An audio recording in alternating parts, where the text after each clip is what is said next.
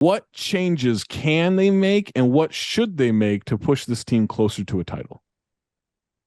The thing that jumps out to me, first of all, Joe Mazzulla will get better, assuming Yeah. they keep him and he has a lot of money still left on his contract.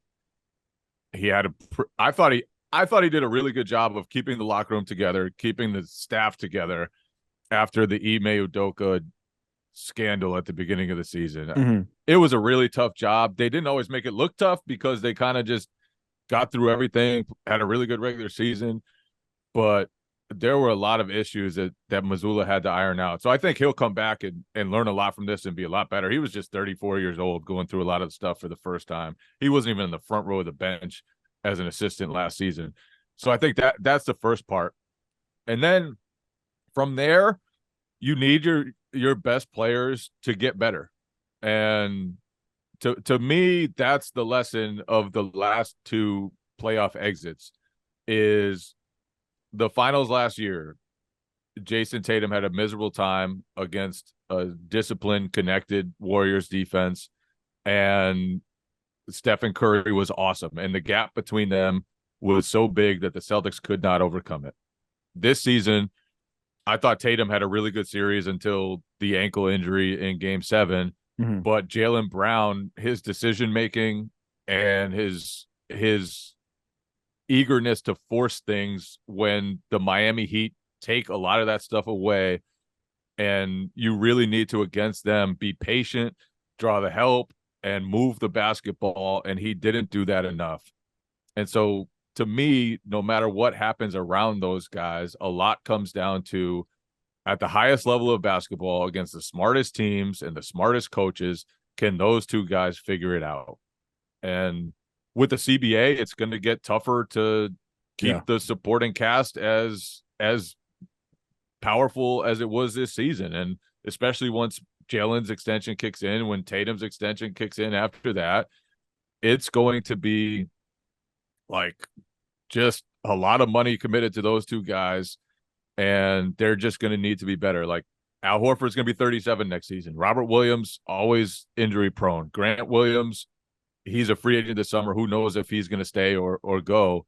And so there's a lot of uncertainty around those guys, and enough that I think a lot of the burden just comes on them taking their game to the next level. And I don't think it's fair to say they need to split them up or anything like that. Those guys have won a lot of basketball games.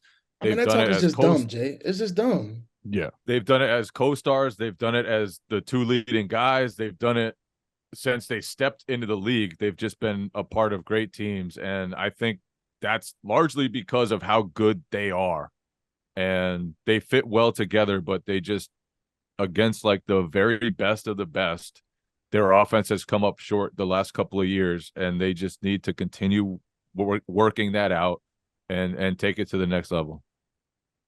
Yeah, I think, there's going to be a lot of talk about them needing a real point guard, them needing to add a veteran coach to help Joe Mazzulla. And to a certain extent, I agree with both of those points. But I agree with what Jay said, is that it's going to be on Tatum and Brown. Those guys got to get better. They got to be more prepared for playoff basketball. And, with Tatum, I think it reminds, not that I'm calling him this level of player, but it reminds me a lot of LeBron when he was his first couple of years in Miami, where he kind of got exposed by Dallas. And, he was kind of wanting to play against like a point guard while they were putting JJ Barea on him. And when I was watching Tatum during that Miami series, a lot of time I was like, Tatum, just catch the ball in the mid post and just be bigger than everybody else. It seems like a lot of the times he gets those turnovers where he's dribbling at the top of the key through the legs. He's trying to look like a point guard. He's trying to play like LeBron or Luka. And I just want him to be big on the post, get easier shots, stop relying so much on his three-pointers. And for Jaylen Brown, you got to be able to dribble with your left hand, my man. I mean, there's a clip going around on Twitter right now where literally every time the ball is in his left hand, the Miami Heat defenders are just diving at it. Like they're just like no respect for his left hand whatsoever. You got to be able to dribble the ball and not have teams just disrespect you the way the Heat were at the end of that series. Especially, I think it really got exposed in Game 7 where Tatum was hurt and they needed Jaylen Brown to create more for everybody else than he's used to. And he just couldn't. He just kept turning the ball over, 8 turnovers in the biggest game of the season. He's got to be able to just tighten up his handle and just be more reliant as a creator and not just a when I have the ball, I'm shooting it every single time type of guy. But I think the big one, I think in particular, I think it's just Tatum just being able to get easier shots in postseason games where the game slows down, where you start to play the best defenses.